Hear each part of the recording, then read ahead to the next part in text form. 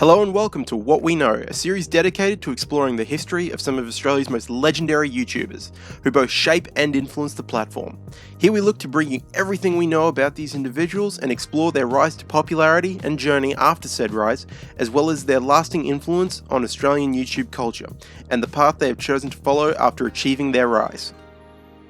This week we will be looking at Maxmoefoe. For those who are unaware, Maxmoefoe is an Australian YouTuber known for his rather vulgar comedic style of content. His original main channel, simply known as Maxmoefoe, amassed an impressive 3 million subscribers, as well as a second channel, Maxmoefoe 2 and Maxmoefoe Games, have amassed 1.7 million subscribers each.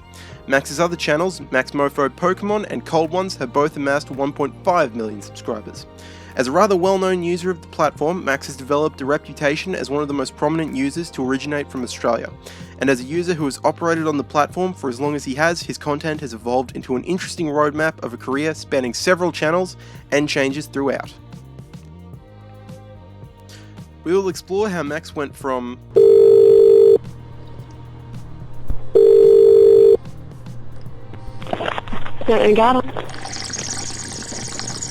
Hello. Oh, sorry. It's taking a bong hit. I was wondering what kind of shovels and stuff. Are you serious? to I need my glasses!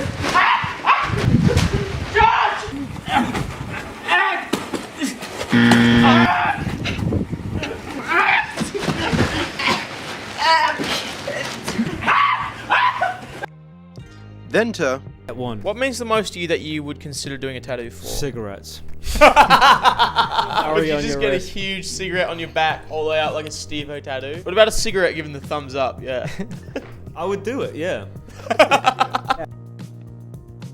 Maxmoefoe, otherwise known as Max Stanley, began uploading content to YouTube 12 years ago in 2008 on his main channel. We can see that early on, Max went through a period of experimenting with the content he wanted to upload. His first being an animated music tribute. Then 3 years later, after a substantial gap in uploading, he began creating content more in line with what he would become known for. This experimentation is an early phase of most aspiring YouTubers, as Max himself has stated. What was the first video you ever made? I think it was me playing Super Mario on bass guitar, and then, you know how when you start a channel, a lot of the time you just upload random stuff over the years. I think I was in 2007, and then I came back to the channel in 2011, and I still probably had no subscribers then, and then from 2011 to now is when I actually made it into like a career. After some videos, like a shout out from influencer Athene, and some other videos that seem to be precursors to his popularized content and other oddities, Max would move on to create his most popular content, his prank calls. The premise is simple: call a person or company and mess with them for as long as possible. However, Max's prank calls became iconic, from the video style, the highlighted text and images in place of what could have just been him sitting in front of a camera with a phone, to the most important aspect of the video, Max himself.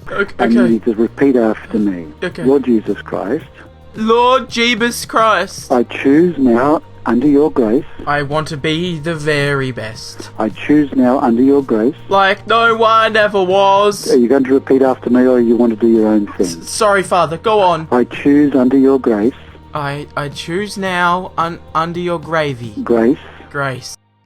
His attitude, vulgar humor, and inability to be embarrassed or fazed elevated Max to be one of the most iconic figures on the platform, as well as becoming infamous to the Australian public. One has gone viral, already getting almost 200,000 hits on YouTube.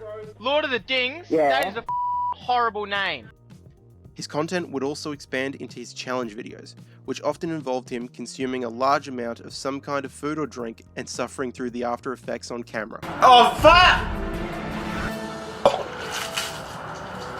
Ay! Max's early videos appealed to viewers because it was simply uninhibited, usually inappropriate, and just plain funny. With regards to Max's other channels, Maxmoefoe 2, Maxmoefoe Games, and Maxmoefoe Pokémon, they have been active on the site for some time. Maxmoefoe 2 was created roughly around the same time as the primary channel taking off in popularity. On this channel, Max posted his fan mail videos, blog-style content, and even some outtakes from skits and collaborations on the main channel. Almost like a Borat Mario. Alright, you guys want to do some like jumps? Maybe like you're hopping over the logs like this. Do the sounds of the woo, woo, woo.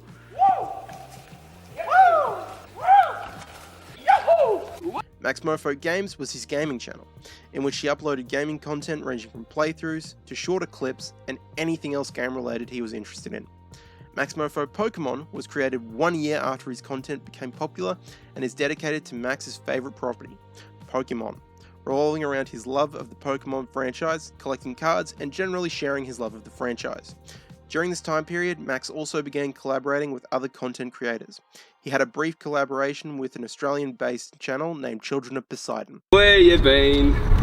Hold over your face, let's go. What do you know? Oh! Did that hit me? Yes. But his far more interesting collaborations are around FilthyFrank and iDubbbzTV. During the early stages of Max's career, he apparently reached out to Frank, a giant on the platform at the time, and the two began talking and collaborating, leading to their friendship. Yeah, so I basically messaged George. I was like, hey, I like your videos. Add me on Skype. I think that was where it started. Then we talked every now and then. I think what only kept him from thinking that my channel wasn't terrible was me vomiting, probably. Yeah, then we just became friends from there. And around this time, Max also reached out to iDubbbzTV, at the time a much smaller channel, and from this we can infer that Max had a hand in connecting the group. And then Max, I'll like we said earlier, I'll always have a soft spot in my heart for Max. Max is he was watching my videos before anyone else was. When I had like 20K subscribers, he was watching my videos. That's really cool. He's actually #1 iDubbbz fan. Oh yeah, Max is a legend. I love Max. Together with these creators, as well as HowToBasic, another Australian YouTuber, they created several videos increasing the popularity of the creators involved. Due to the nature of some of these collaborations, such as Hair Cake, Grab his arms, Max! You have a talent! No! You have a talent! You have a talent! Yeah, boy! this small group also developed a reputation as some of the most disgusting, hilarious, and dedicated creators on the platform. However, over the years, Maxmoefoe's presence across his channel has been waning to the point of being considered dead channels. So who's the popular one? I'm the popular one. Yeah. 700,000. Yeah, you're impressed. 2.1 million. 1 point something, but my channel's dying. That's why I'm part of this. Around the time period of 2016 to 2017, Max, as well as some of his fellow creators and friends, began to stop producing content with the same frequency and or style.